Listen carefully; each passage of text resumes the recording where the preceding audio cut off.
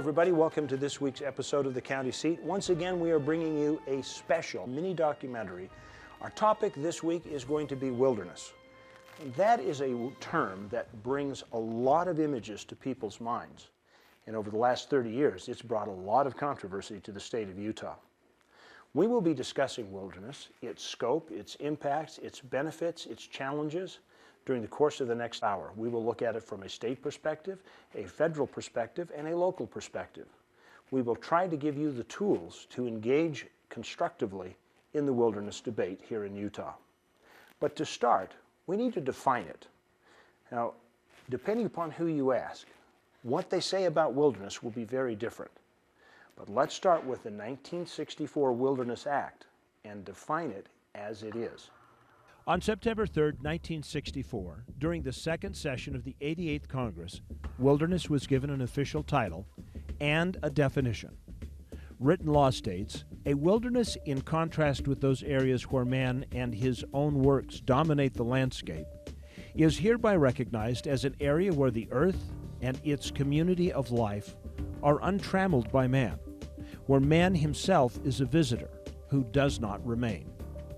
An area of wilderness is further defined to mean in this act an area of undeveloped federal land retaining its primeval character and influence without permanent improvements or human habitation, which is protected and managed so as to preserve its natural conditions, in which, one, generally appears to have been affected primarily by the forces of nature, with the imprint of man's work substantially unnoticeable.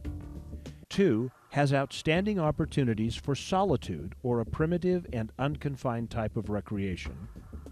Three, has at least 5,000 acres of land or is of sufficient size as to make practicable its preservation and use in an unimpaired condition. And four, may also contain ecological, geological, or other features of scientific, educational, scenic, or historical value. But more important than the actual definition of wilderness is the perception of what it is. It's that interpretation that becomes the basis for debate. There's also, as I said, this idea of wilderness, and I think that kind of resonates with some people. They think of the frontier history of this area and like to have some notion of what Utah was like before settlement. You know, there's sort of, in some people's minds, this spiritual aspect of it, where you can go out and see what creation was really like before influenced by man. And you know, a wide range of values that are tied up in how we use our lands. The actual congressional designation wilderness is an entirely different thing. It is the most restrictive land management designation known to man. And if you asked folks what wilderness is, they might see, well, what I see when I drive down Highway 15 on the way to St. George. It's basically the way the world would look if there were no people here. And it's the way we found it when people first started moving this way. And there's no oil wells, there's no roads, there's no lodges, there's no tracks that have been left by motorized vehicles. Maybe footprints, maybe horses, and it's just as nature left it. There is plenty of land out in the west that is so designated. There's lots of land that is de facto wilderness. There's nobody there, there's nothing happening there. It's too far away, nobody's found coal or oil on it yet, and so there's quite a bit of that. Wilderness is designated as a way to protect areas of beauty for future generations. The idea is that if left alone without man's intervention, it will remain safe and natural. What's the best tool that fits the circumstances, that protects the values we're trying to protect here? Wilderness turned out to be the best tool for that. I think in some cases you could call wilderness a form of benign neglect, because essentially you draw a fence around a parcel of land and you're not really allowed to do much management at all. That would include vegetation manipulation, for example, if you have a disease or an insect problem on the forest. Your ability to manage that natural occurrence is severely limited.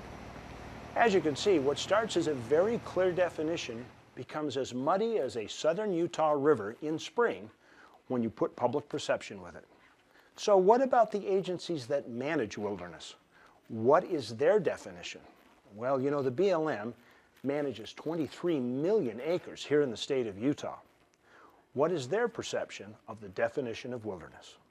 Congress has the domain to designate wilderness, we do not. But when we, the BLM, look at wilderness study areas, which is a first step in the direction of wilderness, we look at three things. The things that we look at is the size, which is 5,000 acres contiguous or more, acres or more. We look at the naturalness of the area. Is it really natural with very little man's impact on that landscape? And then we look at the opportunities for really providing outstanding primitive recreation. If an area has those three criteria, then we say from the BLM perspective that they are into the category of a potential WSA or wilderness study area. If there's roads, if there's infrastructure, then we make the call and decision that it does not meet that second criteria. People may disagree with us, but that's how we arrive at what we call wilderness study areas, following those three criteria.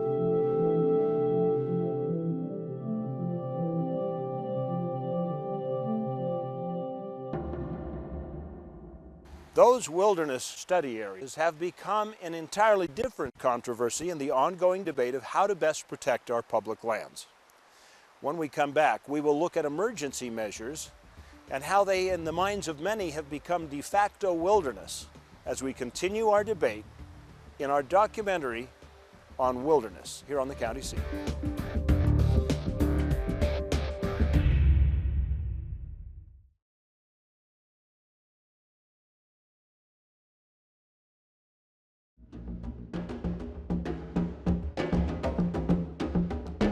Welcome back to our special one-hour presentation on wilderness here on the County Seat. Now, so far we've talked about wilderness, how it is perceived, and what its impacts are. We've also talked about how wilderness is defined and how it actually is designated. But right now we would like to talk about new land designations and how they have expanded and they have changed what the definition of wilderness is and what it's designed to protect. The Wilderness Act of 1964 originally did not include any lands supervised by the Bureau of Land Management. At that time, those areas were designed to be eventually sold, shifting them from federal ownership to either private ownership or state ownership. In 1976, the Federal Land Policy and Management Act, known as FLPMA, changed how the federal government managed public lands. From that time forward, the mindset of sale and disposal changed to retention and management. A point of contention among many Western county and state leaders is that under the Land Policy Act of 76, land use planning by the Bureau of Land Management is supposed to be consistent with state and local land planning. However, many Utah leaders have found that their plans were pushed aside and altered seemingly from one election cycle to the next. In effect, FLPMA said, we're going to quit disposing of these lands, but we promise not to manage these lands in a way that would be contrary to the management issues and policies of states and local governments. That was the consistency requirement. And that's the way Congress bought off on it. Because the notion would be that, well, even though the United States is going to retain title, the states and the counties would still retain regulatory authority. Just like you own your house, yet your house is subject to planning and zoning requirements of a city or a county where you live. Well, in the same sense, federal lands are like any other lands. The property owner is subject to regulatory oversight. And that's the county's big complaint nowadays, is that regulatory oversight has been eroded. That promise of FLPMA has been slowly taken away. So, what went wrong? Utah State Representative Mike Noel worked for the Bureau of Land Management for many years before he became a state legislator. And from his perspective, he contends that FLPMA changed the BLM. You know, I started with the BLM prior to the Federal Land Policy Management Act. I started before it was passed. So essentially what it was the grazing agency and lands agency was in the process of disposing of the public lands and selling them. And this compact that was agreed to with, or this agreement in Washington, D.C. with the Sagebrush Rebellion and the Federal Land Policy Management Act was a multiple use concept. And one of the key factors of that is that the food and fiber and resources on these public lands should be developed and used to benefit all the citizens of this great country. That's right in the act right there. And it started out since '76 and into the '80s, and that thing changed. And what it changed to was a more of a non-multiple use. So it changed. I didn't leave the BLM, it left me, because they changed their agreements and they changed the things that they promised the people of the sovereign state of Utah, that we would be able to develop these resources, that we would have access to these lands, that if we needed to sell something off to management, we could do it, but we would manage these lands mainly for the benefit of the people of the state, along with the people of the nation. So I just said, hey, this is not right. You guys are on the wrong track here. And it's gotten worse ever since. Whether or not government policies concerning wilderness have gotten worse is one of the key components of the debate, regardless of what side you're on. Now, that debate extends to lands that are managed as if they are wilderness, but they are not legally wilderness. When we come back, we will take a look at these lands in depth and find out how they add up to part of the wilderness picture.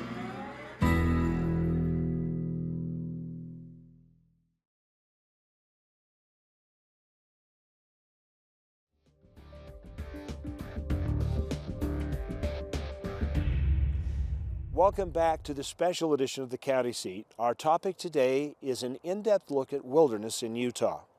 In the first segment, we defined wilderness according to the 1964 Wilderness Act. And as a matter of fact, behind us you will see the Stansbury Peak Wilderness Area, one of the originally designated wilderness areas in the state of Utah. But since those original designations were put in place, the federal government and agencies of the federal government have come back and re-inventoried, looking for more areas that might qualify. BLM was required to do an inventory of wilderness back in the mid-1980s and create what are called wilderness study areas. Those wilderness study areas, for the most part, are still here today. The wilderness study area is a construct that was created when Congress changed its policy from disposal, that is, selling public lands, to retention and management. And that was done via a law called the Federal Land Policy and Management Act, FLPMA. That act mandated that the Bureau of Land Management would review their lands one time via a public process, recommend which of those lands should be recommended as wilderness. That recommendation then went to the President and Congress to make that decision. Until that decision was made, those lands were to be placed under interim protection. So it's a land that's kind of in limbo. It's been identified as being suitable and manageable for wilderness, but it hasn't actually been designated as such. WSAs have created some of the polarity that exists in the wilderness conflict. Some see them as a way to protect lands that are under pressure from public use. Others see them as a way to circumvent Congress and the federal laws. Well, you have to preserve it in that character until you get to that process, or you've lost it. And that's not the way the process is supposed to work. The process is supposed to preserve it in its wilderness state until Congress makes a decision as to whether it should be indeed preserved. We don't want to lose them in that process, because that was a problem with the Forest Service, where many important areas were lost due to logging and other things as they were being considered for wilderness, as they were being considered for wildlife and watershed protection. We're unable to protect some of those watersheds today because of that, and that's the loss. It's their job to set this aside and say, we need to leave this wilderness quality for now, and then we will go through whatever process we go through, whether it's strictly internal with the federal government or whether they do a much better job of involving the local stakeholders and the county governments and the city governments and the state, and to get it to the point where either the BLM recognizes or all the local stakeholders come to an agreement and say, yes, this ought to be wilderness. Nobody thought in '76 that we would have wilderness study areas today.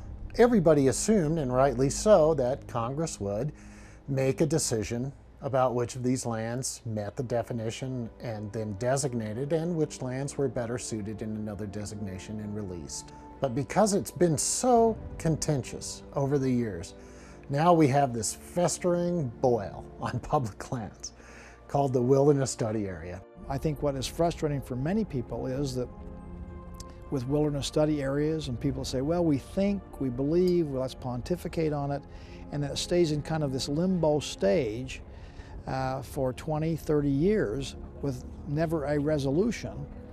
It becomes de facto wilderness because nothing else can be done. And yet it's never been declared wilderness by the Congress. It is that indecision by Congress that escalates the discord for all parties involved. Part of the problem is that when Congress creates wilderness, it acts. It makes an act and everybody knows the outcome. If wilderness study area just is left in limbo for a long period of time and Congress doesn't act, then everybody is kind of left in the lurch as to, well, is this wilderness or is it not? Are we going to be able to develop it? Can those of us who think it ought to be wilderness, can we relax? People don't know. The conservation community wants it managed as wilderness. The multiple use community, folks like me who enjoy visiting the area, wants some of them to be designated, but we want the ability to release the lands into multiple use management. So that battle will never end until Congress either designates them or releases them. It's an issue that continues to be on the table. And I understand there's a lot of reasons why we have not in Utah really resolved the question of wilderness study areas. From the agency perspective, it would be nice to have this resolved once and for all, and only that Congress can do that. Once and for all seems pretty final, but potential wilderness areas have been found in every land inventory conducted over the past 3 decades. Each time, more potential wilderness has been added to that already existing. When FLPMA was passed in the late 70s, there was a wave of BLM designations. And then after that, there was a significant statewide wilderness bills. And then Clinton took office and we had roadless, we had 23 million acres of monument designations. The BLM sees the re-inventory process quite differently, since they are not responsible for the inventories, closures, and evaluations of other agencies like the Forest Service. Their tally of the number of re-inventories that has taken place would appear much smaller. In 1999, there was a re-inventory of some of our lands here in Utah to see if some of those lands either re-qualified or qualified for WSAs. And that's the most recent, latest that we have, and we've done some more as part of our resource management planning process. But in terms of a large-scale, official, entire state of Utah, 1999 was that sort of re-inventory, if any other lands qualify for WSAs. However, in December 2010, the re-inventorying of land became headline news when Secretary of the Interior Ken Salazar announced a new land designation of wildlands. Now, these areas would not technically be wilderness, but would have similar restrictions and be on a smaller scale, potentially circumventing current wilderness law, according to local government officials. The news in Utah created such a stir that the wildlands title was quickly eliminated nationwide. But, according to some, the idea remains. BLM changed the policy now. They have a never-ending wilderness inventory and process. What the Secretary did is, once he pulled Secretary Order 3310, is he went to the Congress and said, are there special places across the United States, across the West? There really are special places that we ought to really take a look at. And we have been working on those, what we use the terminology, crown jewels, over the last few months. Besides the wilderness inventories of the BLM and the Forest Service, there are also citizens groups who advocate for additional wilderness in the state of Utah with a bill that has been introduced several times called the Red Rock Wilderness Bill. The Southern Utah Wilderness Alliance has put this piece of legislation out to set aside almost 9 million acres into the largest wilderness area in the world. To be fair to the debate, we did contact the Southern Utah Wilderness Alliance and asked them if they would like to comment on the wilderness bill. Their reply was they would rather not. People who are in favor of it say, well, we could easily have 9 million more acres of wilderness, and that sounds like a great big number, but in the whole of Utah, that's not very much. In the whole of the West, that's not very much. They deal with millions of acres like they deal with trillions of dollars back in Congress, and think that $9 million is this chump change, so they must assume that 9 million acres don't amount to much. And I think everyone needs to understand what 9 million acres would look like. So in your mind, if you were to consider a corridor 6 miles wide from San Francisco to New York City, you'd have your 9 million acres. If you can justify wilderness designation for a flat piece of sagebrush, Utah, that's no different than the flat piece of sagebrush, Idaho, then we're facing a situation where we will never end this fight. It will just be a never-ending acre hunt. Those who are opposed to such large tracts of land being designated as wilderness also point out that 9 million acres is actually approaching 20% of the entire landmass of the state of Utah. So there are many things that we have to consider before we designate wilderness. Size is really only one of them. When we come back, we will talk about the importance of designation of wilderness areas and the impacts that it has on the local communities that are nearest to it. We'll be back with more of our special on the county seat.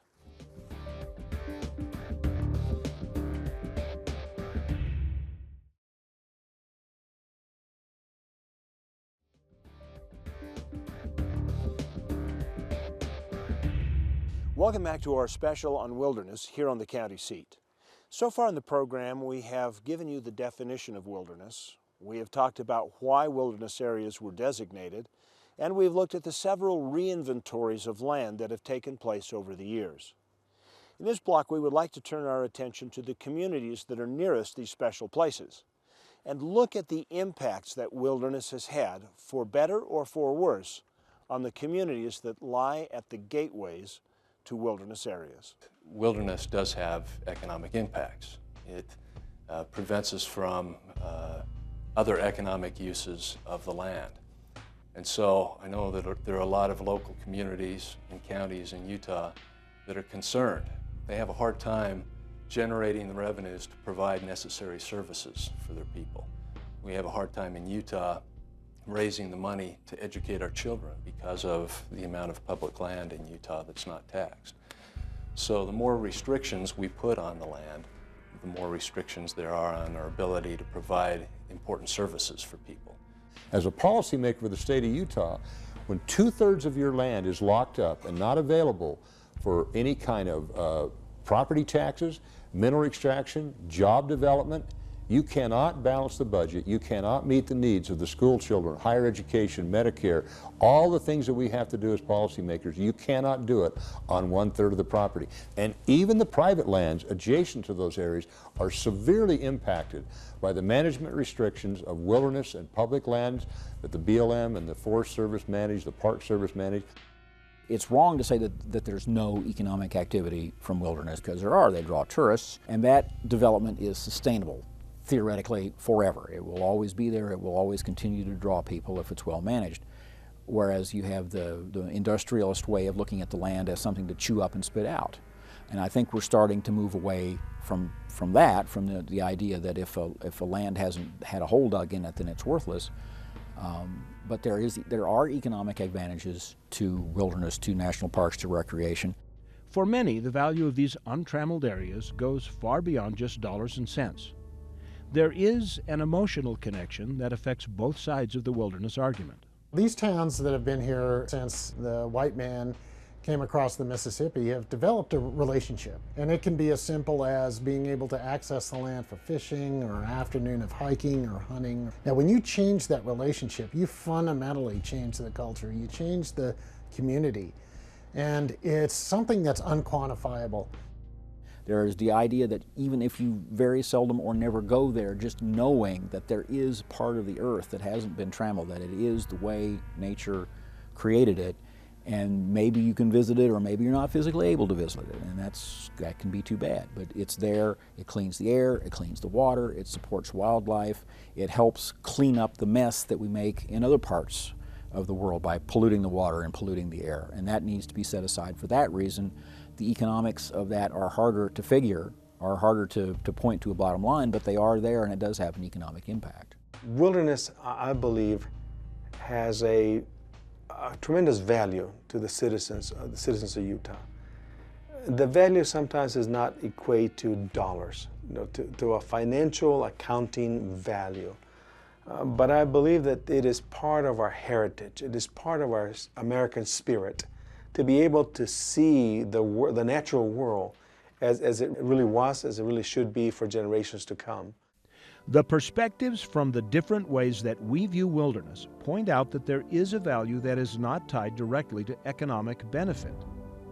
But the question remains, how much of each type of designation is needed to fulfill those many different desires? A lot of our citizens need to reconnect with the land. We in Utah BLM really believe very strongly that recreation is a way to reconnect our citizens back to the landscape. All the way from people that use ATVs, that kind of a recreation, all the way to people that use rivers to recreate, all the way to those that like to hike and in a place where is wilderness. Our call and our charge from the BLM is to provide multiple uses, no matter how small the group may be and no matter how large the group may be. I hope by now you're beginning to see how far-reaching the subject of wilderness is here in the state of Utah. The emotional connections, the economic fallout, the different perspectives that actually frame the debate. We have to take a commercial break, but when we come back, we will talk about control and use. It's surprising how the two of them work together on the issue of wilderness.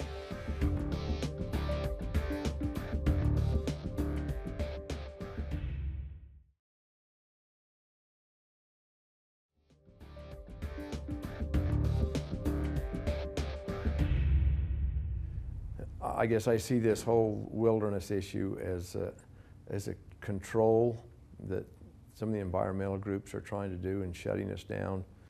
Control. It's a recurring theme in our political debates, and wilderness is no different. Welcome back to the County Seat, our hour-long special on wilderness. So far, we have talked about the economic and emotional merits of the wilderness subject. But right now, we want to take a look at its actual impacts on the ground. We'll start with the issue of control. If you can control the land, you can dictate how it's going to be used. And you can dictate what uses it may be used for, and who gets to make the decisions. It's really a debate about our public lands and the health of these lands and all the uses. So it's a debate over ATV use. It's a debate over all the consumptive uses that are out there. And most people are unaware there is a debate. I think it's fair for humans to cop to the fact that we've altered the landscape here in the entire continent. You know, for 200 years we've suppressed fire, we've logged, we've manipulated the landscape. Now to say that maybe that wasn't a good thing, and to say that maybe in the past we did it too much, and way too much, to say now that we should just walk away, put a fence around it, is catastrophic. Our natural resources have been very important to us as a country in reaching the status that we have in our economy, our position in the world. And as you look across the country, they've been just shutting down, starting with the spotted owl in the northwest, where they've pretty well shut down the whole timber industry up there. And counties, I work with commissioners from all over the West, and counties up there that used to have 15, 20 sawmills in their county are down, maybe they got one or two, and they're not just closed down. I mean, those sawmills are torn down and gone away, so the infrastructure's gone. That's high-paying jobs that have been exported. You look at mining, that same thing is happening. A good example right here on the Arizona Strip right now, they're trying to close down the mining of uranium. Oil and gas is the same situation in the Uinta Basin up through the eastern part of the state with all the development up there for oil, gas, and all the shale potential. In 2008, in Uinta County alone, there were about $227 million in mineral lease revenues that came out of Uinta County alone. That does not also include the state severance tax. So you put that on top of that, you're looking $300 million coming out of one county just in the severance taxes. What does that do for all the different kinds of services, activities? And so it does have a huge economic effect, that alone, all the jobs and the multiplier effects that happen on our public lands. You know, there's millions of dollars that could be going into our school fund from the royalties and stuff that the state gets from that, as well as what goes into the federal coffers. And the Gulf and the offshore in Alaska, all of that is money and jobs that have been exported to other countries, high-paying jobs have been exported. And not only that, and then we're having to turn around and buy that resource from them. And it's just a double whammy on our economy, where we need the jobs here, and there's absolutely no need of sending all that money overseas. Not designating land as wilderness can also have a detrimental impact on community financials, however. In the case of more urbanized areas, wilderness has been put in place to safeguard water purity. In this case, wilderness designation can save money and, in some cases, save lives. Even if growth takes place, we know that we've at least got a certain area that is protected to preserve our watershed. We recognize that the Wasatch Front is different than other rural areas in the state where maybe wilderness isn't the best designation, but with the growth that we're having, we really need to manage that growth and protect what's important for our citizens. But is land used for human purposes then completely devoid of all natural value? Can it never be reclaimed? The Buckhart Gardens in Victoria, British Columbia were once completely strip mined, leaving behind a lunar landscape of no life and no value. But after careful management, it is now one of the most famous and beautiful gardens on Earth, something that nature by itself would have been unable to duplicate. The public has been misled that as soon as you extract the minerals or the oil and gas, that area is forever destroyed, and that's not true. It's amazing now what how lands can be reclaimed. If we can educate the public about that, I think we'll have a much more public support for natural resource development. Energy companies, as in large, they're good neighbors. They want to put back more than they're taking away. And by going in and purchasing land which is in rough condition and improving it to facilitate wildlife habitat, they're mitigating the vegetation that is lost as a result of their activity.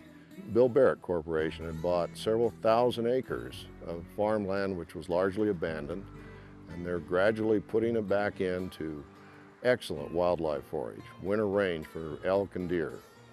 We can actually increase productivity of the land, or how much forage is produced, by several 100%. We actually have studies where we've increased available and desirable forage by 400%.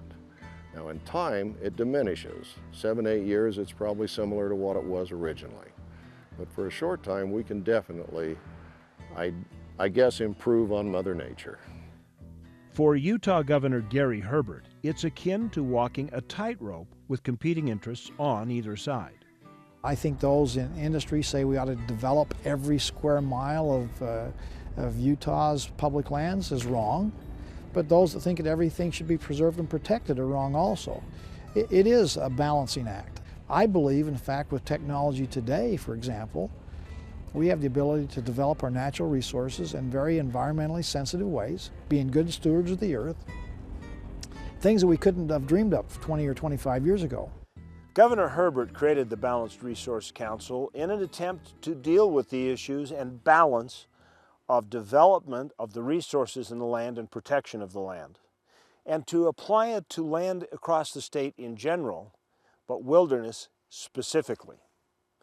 Well, stay with us. We will be back with more of this special on wilderness on the county seat in just a minute. When we come back, we will talk about some of the different applications and possible resolutions to the use and protection of land here in the state of Utah.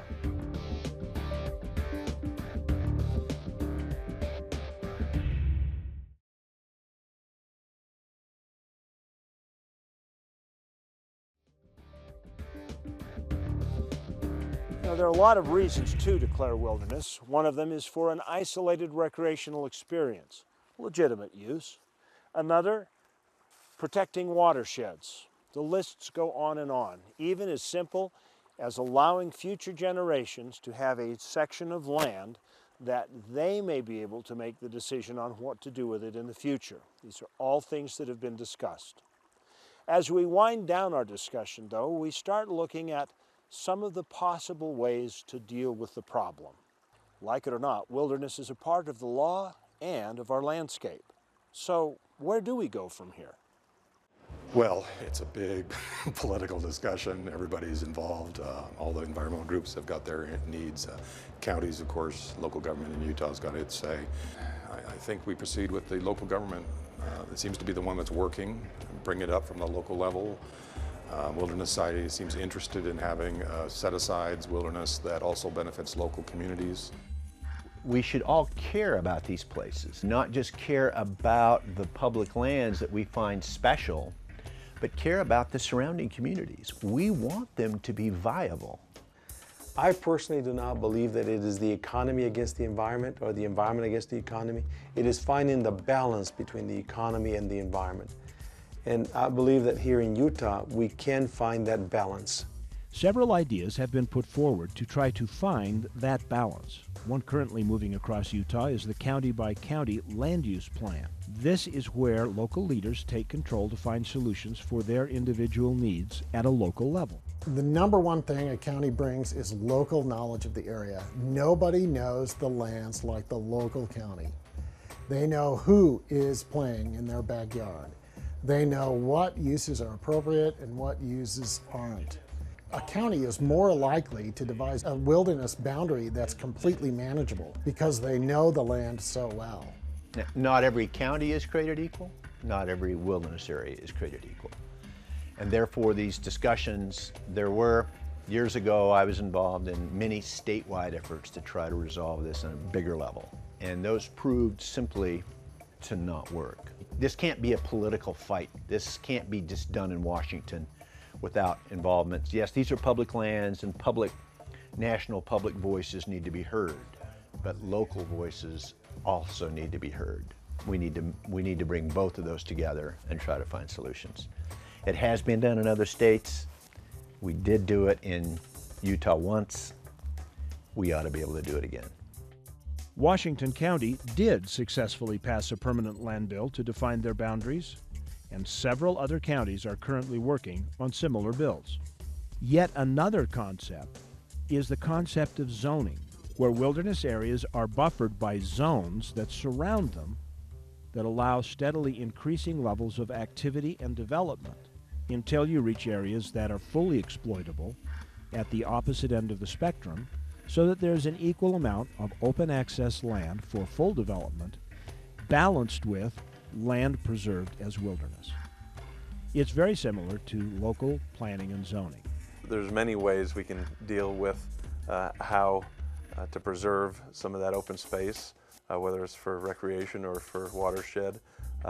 There's different levels we can have. We can do it with zoning, we can do it with wilderness designations. So there's a whole various scope of parameters that we can look at, and that's what we want to have in our toolkit is those different possibilities. State leaders and local residents would then be able to choose which lands would be best for recreation, mineral extraction, and wilderness, and use each accordingly without enormous tracts being dedicated to one purpose or the other. As you moved closer to a wilderness area, activity would become increasingly limited. A backcountry or primitive designation would meet the BLM's multiple use mandate while satisfying the need to protect, explore, and develop resources. One of the schools of thought developing right now is one where you would take more specific designations of land use other than just general wilderness. As an example, if you're trying to protect watershed and you declare an area a wilderness area, that doesn't necessarily put restrictions on dogs and horses riding in your watershed. A more specific designation may allow for limited motorized access, different kinds of developed recreation, but still protect the watershed. If you're looking at animal habitat, where grazing competes with an endangered species, wilderness may not be the best designation. Now, it doesn't do a best job necessary, so it's not going to protect the ecological functions for the desert tortoise, for example, in southern Utah and in other places where they're found. Wilderness hasn't helped there, so it's not everything. It doesn't do everything that it should. Instead of a wilderness designation, you may want to make a specific designation in protection of that species. so that livestock does not come in and compete with the forage. That again would be a special designation that would allow other uses that's restricted in the general wilderness category. Another plan involves the concept of dynamic land management.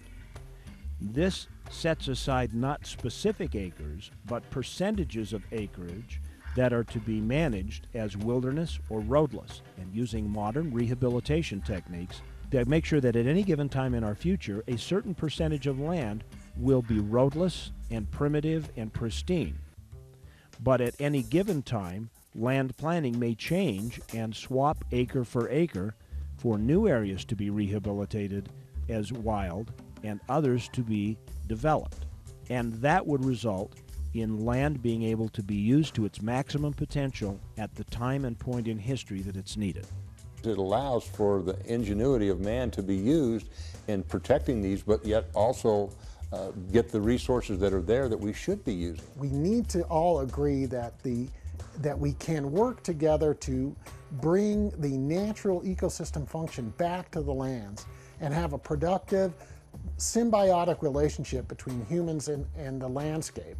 Until the environmentalists, agree to that the hand of man is okay, that we can manipulate the lands, I think we're going to see more catastrophic wildfires and more actual destruction of land. There can be places in Utah where we can focus more of our energy on, and we can actually use financial incentives with either companies or other institutions to help us really look at those places by allowing some development in other places. So I believe that concept does have its place. The question that presents itself in any of these scenarios is who will best serve the interests of the people, national or local government. This is a bitter controversy.